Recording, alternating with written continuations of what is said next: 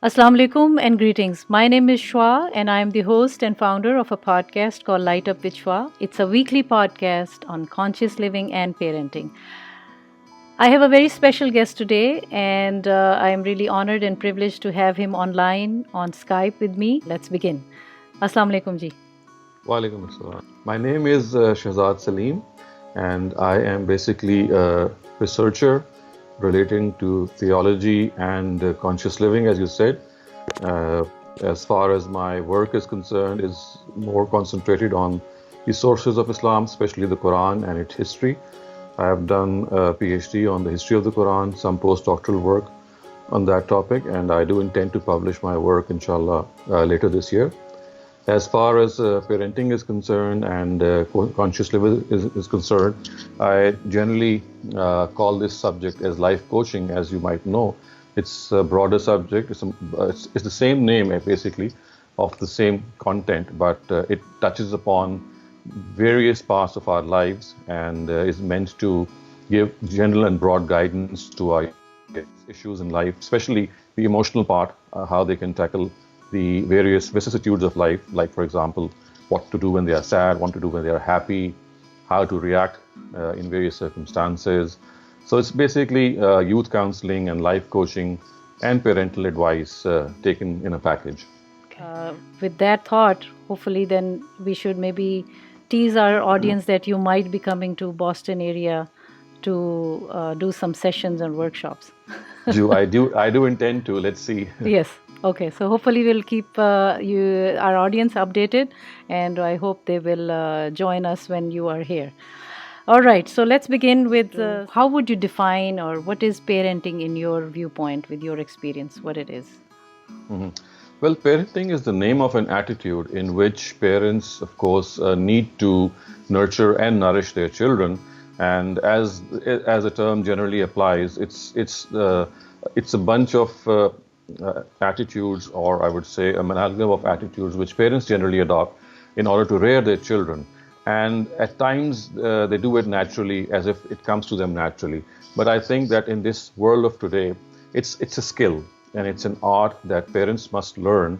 And the best part to learn is actually when they are growing up. They've not yet become parents.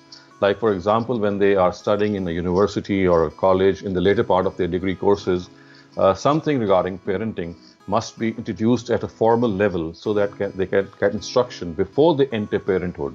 So in my experience, what often happens is that the time for parenting generally comes when parents have actually lost charge of their children, or the children have gone away from them and they suddenly realize that they've done something wrong.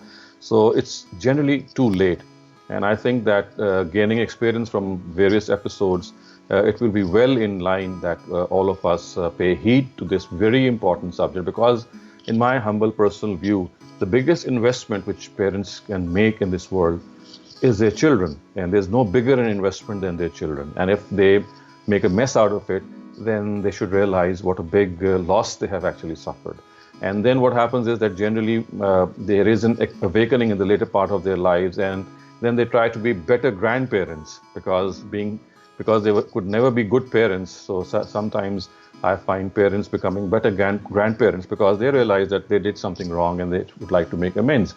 But having said that, as I said, the best part of or the right age for parenting is when parenthood is still a long way to go and you are still yourself maybe a teenager or a young adult.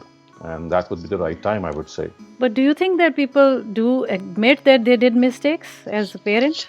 Well, I have been conducting workshops and sessions all over the world, and I do think that there are two types of parents. There are some parents who do realize and confess, and they do think that something has been wrong. And there are others who, because of their own, I would be slightly sorry to say that, because of their own self-righteousness, they still think that they are doing the right thing. And they don't realize that whatever they are doing is actually pushing their children away from them. And what they generally think is the children are on the wrong side. So such parents often think that they are right and the children have a wrong attitude. And they are basically remnants of our Desi culture, especially the Eastern culture, because in that culture, as you would be knowing, parents have virtually dictatorial authority on their children, and hence they would still like to exercise this authority. And because they themselves faced the same authority when they were growing up, so what they do is that they just replicate the whole procedure, and this goes on in circles, and it has till actually you become conscious. either you become conscious, and I've seen unfortunately parents who never become conscious. So that does take its toll as well. That's true.